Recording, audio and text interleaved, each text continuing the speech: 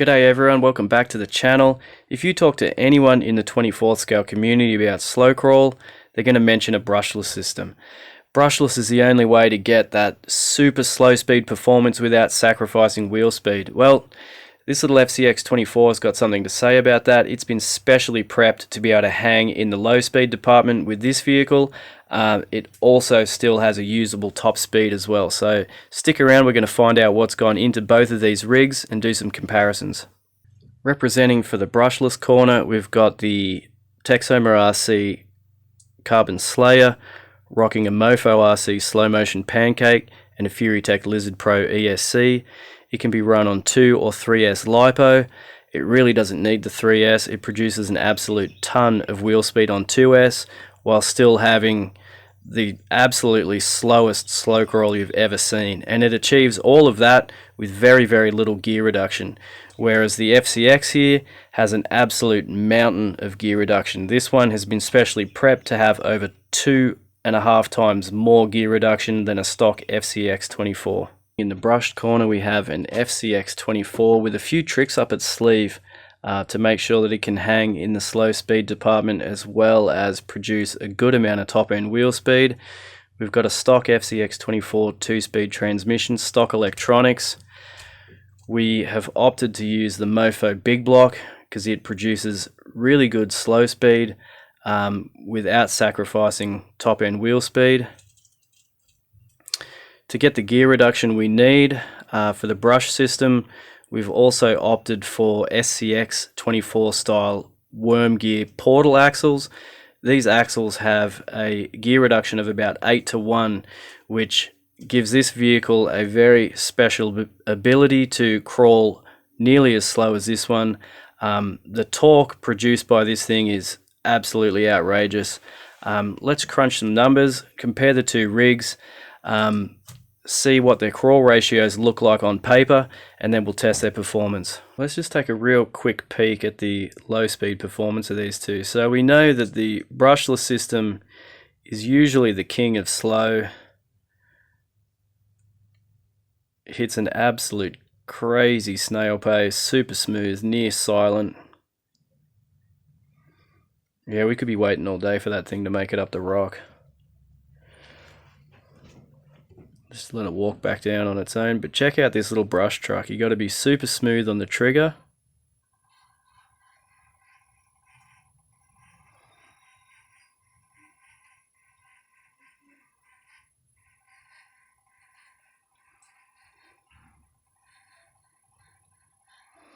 The thing's an absolute monster. So what the heck is a crawl ratio and how do we go about calculating one? I've drawn up a little example here for a stock FCX24 in first gear. The phrase that I've always remembered is driven over driver. Basically what that means is the gear that's being driven divided by the gear that's doing the driving. So in this example we've got the stock FCX24 spur gear of 66 teeth with a pinion gear of 16 teeth. So we take 66 divided by 16, that gives us an answer of 4.125. We can then take that answer and express it as a ratio, 4.125 to 1. You then need to go in, I've gone in and calculated the first gear ratio of the FCX24 transmission, which is 8 to 1. I went and calculated the gear reduction in the diffs, that includes the ring and pinion gear and the gears in the portal, for a total reduction of 3 to 1 on the stock FCX24 portal axle. So we take a spur and pinion ratio multiplied by our transmission ratio multiplied by our diff ratio, and the end result is our crawl ratio of 99 to 1. That's what the FCX24 achieves stock in first gear. So for the little brushless Slayer here, the crawl ratio averages out to be about 24 to 1. The reason I say average is because it has a transmission with an overdrive ratio for the front versus the rear. So the rear is driven at the same ratio as a stock SCX24, and the front is overdriven a little bit. So The front has a crawl ratio of 22.11 to 1, and the back is more like 25.74 to 1. So all I did is took both of those and averaged it out. I think that's a fair way to assess the crawl ratio on a vehicle that's split with more bias to the front. That really is not a lot of gear reduction. It's pretty much like driving an FCX24 that's stuck in second gear all of the time. The only reason it produces its epic smooth slow crawl is because of this multi-pole outrunner motor, which is cleverly driven by the ESC. It's able to produce a decent amount of torque with barely any RPM on the motor shaft at all. So it's pretty incredible stuff, but to me at least, it takes a lot more practice to drive this thing smoothly. You really need to get used to the trigger feel, whereas the brush system is a lot more linear and intuitive, at least in my opinion anyway. Now let's get into the really big numbers with this FCX24 here. So I know just a moment ago I touched on the fact that a stock FCX24 in first gear has a crawl ratio of 99 to 1. This thing not being stock anymore, it has these SCX24 style worm gear axles. They're portals. There's no reduction in the portal. It's 1 to 1 through here. All of the reduction, which is about 8 to 1 in the worm gears here. That changes the game significantly, and it gives this thing a massive 264 to 1 crawl ratio. So 264 revolutions at the motor to achieve 1 revolution at the tire. So that's pretty crazy. It's a lot of fun to drive. You can always click it up into second gear to get a boost in wheel speed. The cool thing about having the worm gears is you're not relying on a drag brake to hold it on a hill anymore. It can actually be sitting on an incline, and you can shift between first and second with the vehicle stationary, and the vehicle doesn't budge. It's really quite a fun experience to drive. I've been having an absolute blast with it. I've set up a little test obstacle on the bench here so that we can see what those crawl ratio numbers that we calculated, how they translate into real life, what effect they have on vehicle control, what's good, what's bad. These vehicles are completely polar opposite. We've got the brushed running massive reduction, and then the brushless without a lot of reduction at all, and both have their positives and negatives. For me, the brush system, it's very, very controllable. It's very predictable, and it's very easy to prevent the vehicle from rolling backwards unintentionally. Especially with these worm gear axles. Once you let off the gas, the vehicle's just staying where you left it, which is really handy. If you're driving the vehicles in a comp scenario, that could make a huge difference.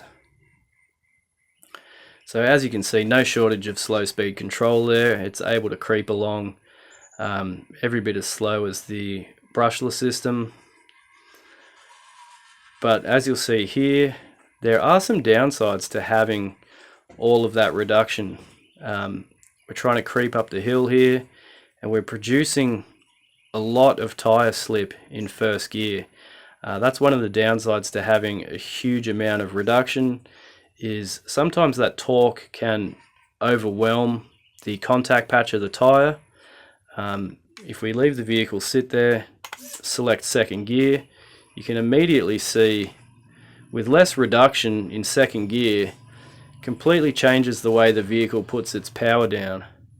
It's a lot smoother, there's a lot less wheel slip, and then you can always go back to second and just lower the vehicle back down the hill ever so slowly.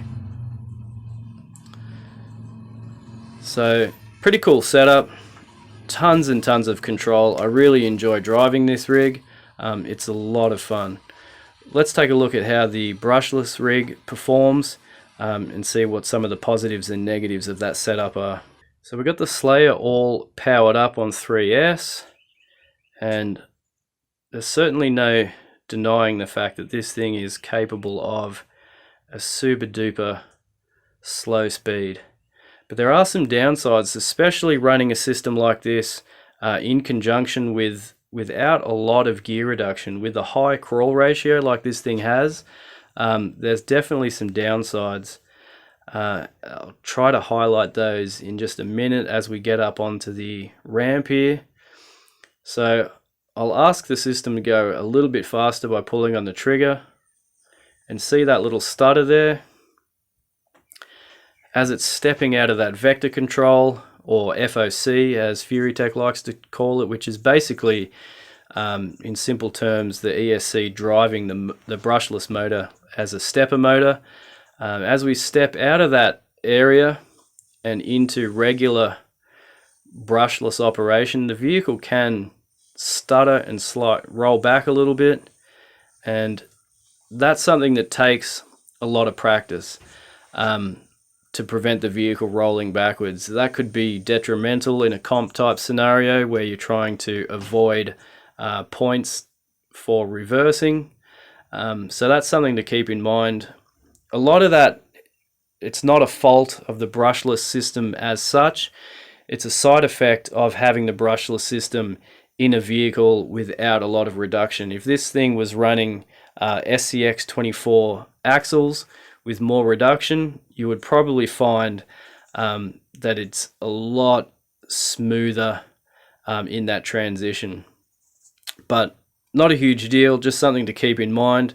The brushless system, at least in my opinion, it's awesome, but it's not perfect. Now let's test the unloaded wheel RPM of both of these rigs on the bench to get a feel for what their top end wheel speed is like. I'm using the same digital tachometer that I have done in a previous video. The results that I produce with this test method are repeatable, but the absolute accuracy of the numbers produced may not be perfect. So I basically measure the wheel RPM with the tachometer, and then we can use that number to calculate a mile per hour speed. Obviously that mile per hour speed in reality is going to vary, but I think as a side-by-side bench testing comparison, it's a valid method. Let's test the RPM from the Power Wagon in first gear. Repeatedly hit around 100 RPM. Let's shift the Power Wagon into second and see what the top end looks like.